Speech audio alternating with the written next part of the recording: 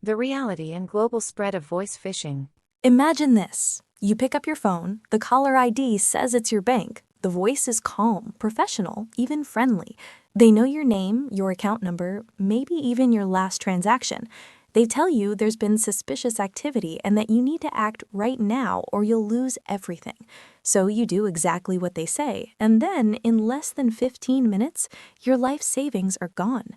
This isn't a scene from a thriller movie. This happened to a retired school teacher in Ohio last year, and almost the exact same thing happened to a salaried worker in Seoul, a nurse in Manchester, a grandmother in Sao Paulo, and a business owner in Osaka, all in the same month. Here's what makes this terrifying. These weren't careless people. They weren't uneducated. They weren't the kind of people who click on obvious spam emails. They were you and me. And that's the paradox at the heart of today's story. The most sophisticated cybersecurity infrastructure in human history, and yet every single country on Earth is losing the war against a crime that starts with nothing more than a phone call. US, UK, Japan, Brazil, Korea, countries with completely different cultures, different languages, different levels of technological development, and they are all bleeding out from the same wound.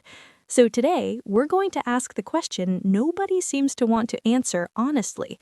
Why? Why, with all the firewalls and fraud detection algorithms and government task forces, is Vishing, voice phishing, not just surviving, but thriving? Now, here's what most people believe, and honestly, it's a reasonable thing to believe. They think fraud is a technology problem. Build better systems, train smarter AI, pass tougher laws, and eventually you crack down on the scammers. It's a cat and mouse game, sure, but the good guys have more resources, right? That's the story we've been told by banks, by governments, by cybersecurity firms. We're working on it. We're getting better. The algorithms are improving. Sounds reassuring. Feels logical. But here's the problem. The numbers are going in the exact wrong direction. Global losses from phone fraud topped $58 billion in 2023 alone. In the United States, the FTC reported that phone scams were the #1 contact method for fraud for the third year in a row. In the UK, authorized push payment fraud, much of which begins with a vishing call, increased by double digits last year. Japan lost over $50 million to ore ome sagi, a form of vishing targeting the elderly, in just the first quarter of 2024. Korea, despite having one of the most connected and technologically sophisticated populations on Earth, saw phone fraud losses hit record highs.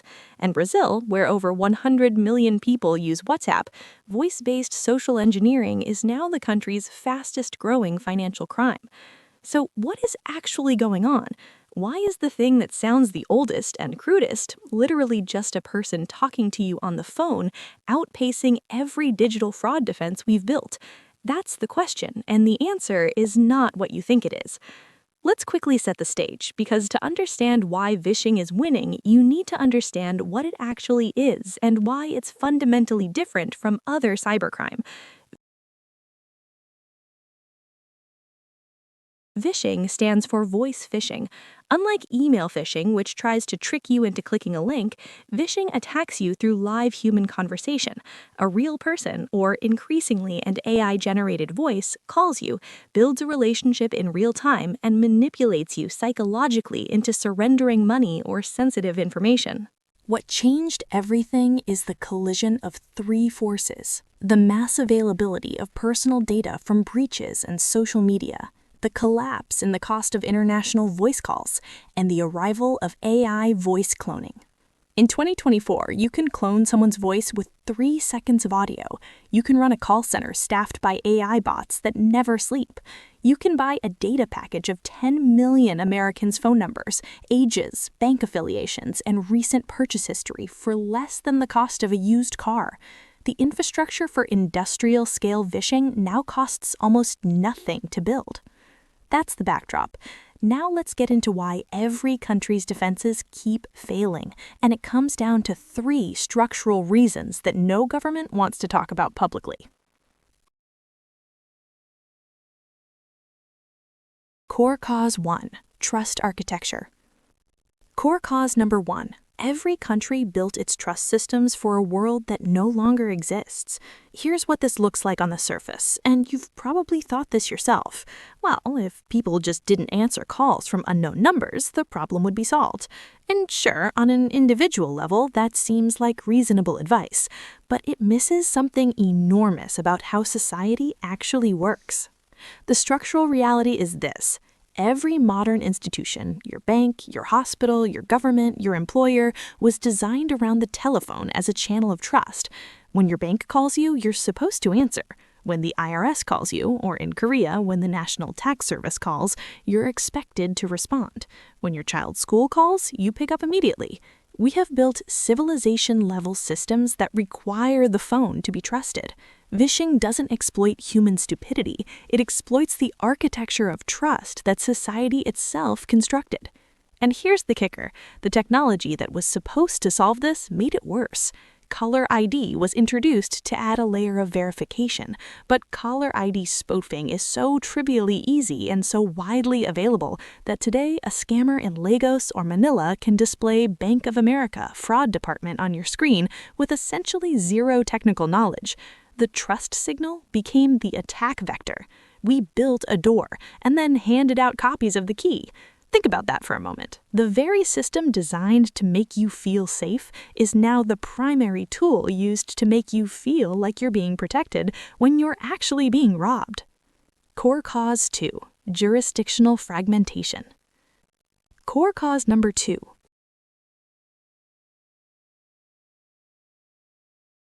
The crime is global, the law is local, and that gap is where billions of dollars disappear every year. Now, you might ask, can't governments just coordinate? Isn't that what Interpol is for? And that's a fair instinct. The problem is far more structural than it sounds, and it reveals something uncomfortable about how nations actually cooperate, or fail to. Here's the reality. A vishing operation targeting American seniors might be orchestrated from a call center in Southeast Asia using servers in Eastern Europe, phone numbers routed through carriers in the Middle East, with money mule accounts in West Africa, and cryptocurrency endpoints in the Caribbean. Arrest one node in that chain, and the other nodes simply route around it. Every country's law enforcement operates within its own jurisdiction. Every country's telecommunications regulator can only enforce rules within its own borders. The FCC can issue rules about spoofed caller ID, and it has, but those rules simply don't apply to a SIM card in a country that hasn't signed the same treaty. And here's something that rarely gets said out loud. Some countries are not just failing to stop vishing operations, they are in effect incubating them. Not because their governments are evil, but because high-volume call center fraud creates local employment, generates foreign currency inflows, and often targets victims who are foreigners. The political incentive to crack down is simply much lower when the victims are in Ohio and the operators are local citizens. This isn't cynicism, this is institutional economics, and it creates an environment where even the most cooperative international law enforcement arrest a handful of people while the industry continues to scale. Core cause number 3.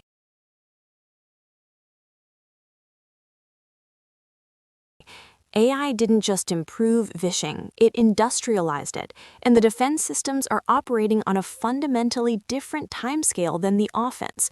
Now, this might be the part where you think, but wait, can't we use AI to detect AI fraud? Yes, and that's exactly what's happening, but the arms race is not symmetrical, and understanding why that matters is what separates a surface-level analysis from a structural one. Here is the asymmetry. Attackers only need to succeed once per victim. Defenders need to succeed every single time. When an AI-generated voice clone of your daughter calls you and says she's been in a car accident and needs you to wire money immediately, the defender's AI needs to analyze that call in real time, flag it, block it, and alert you before you act. The attacker's AI just needs to be convincing for about 4 minutes. The emotional pressure of that scenario, hearing what sounds like your child's voice in distress, bypasses nearly every rational filter a human being has. No amount of security training prepares you for that moment.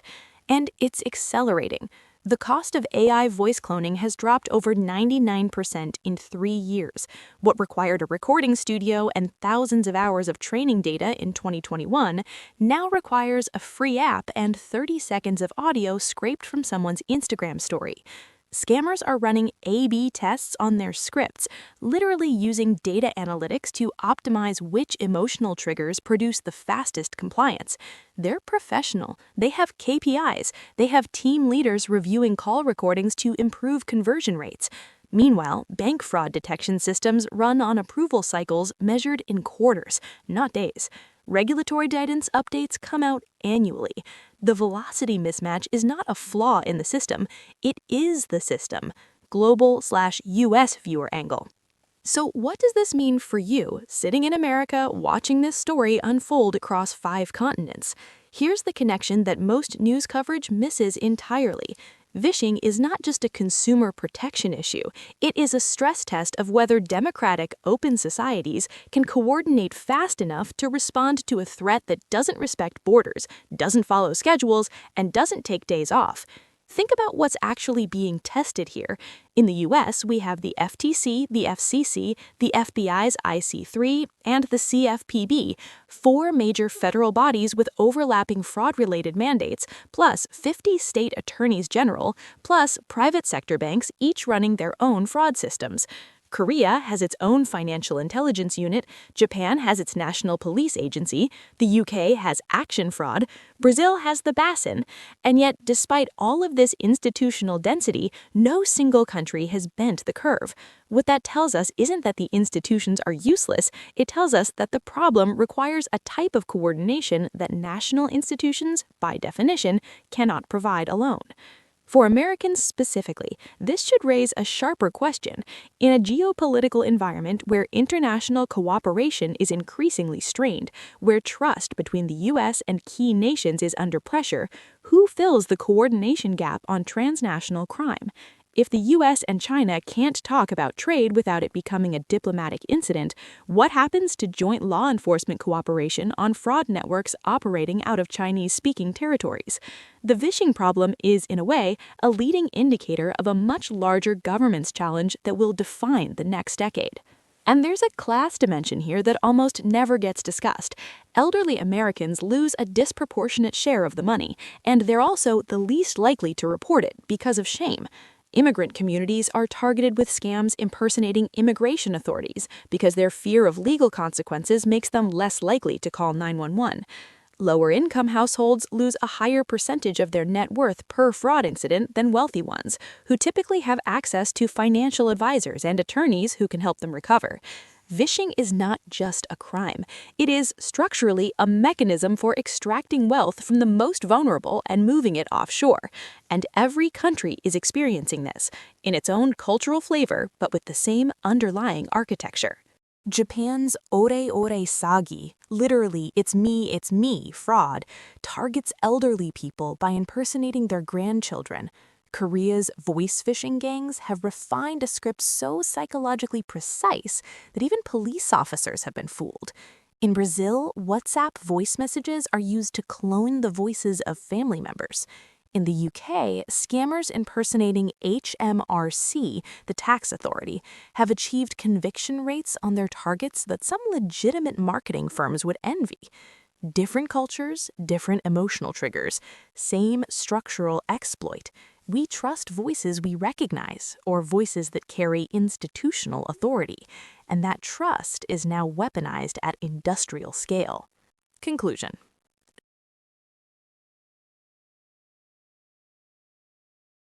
So let's come back to where we started. US, UK, Japan, Brazil, Korea. How is every country losing the war against vishing? We now know it's not because the people getting scammed are foolish. It's not because the technology to fight back doesn't exist. And it's not even primarily because the scammers are extraordinarily clever, though many of them are professionally skilled. The reason every country is losing is structural. The trust architecture of modern society was not built for an era of perfect voice mimicry and zero-cost global calls.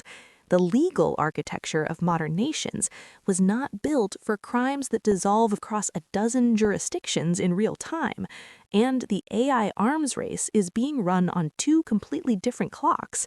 Attackers iterate in hours, defenders iterate in fiscal quarters.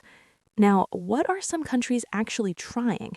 The UK's new mandatory reimbursement rule, which took effect in late 2024, forces banks to compensate victims of authorized push payment fraud, shifting liability upstream and giving financial institutions a direct financial incentive to improve detection. That's a structural change, not just a public awareness campaign. Korea has deployed real-time AI call analysis at the carrier level that flags suspicious call patterns before they reach the recipient. Some American banks are experimenting with voice biometric passphrase systems, a code word you and your bank agree on that must be used before any transaction is authorized by phone. These are meaningful steps, but they're still being deployed country by country, institution by institution, when the threat operates globally and simultaneously. So, what should you actually watch? Not the individual arrests, not the new crackdown press releases. Watch whether governments start treating this as an infrastructure problem rather than a crime problem. Because when a country's roads are dangerous, we don't just arrest bad drivers, we redesign the roads. When aviation has a systemic safety failure, we don't just blame pilots, we overhaul the systems.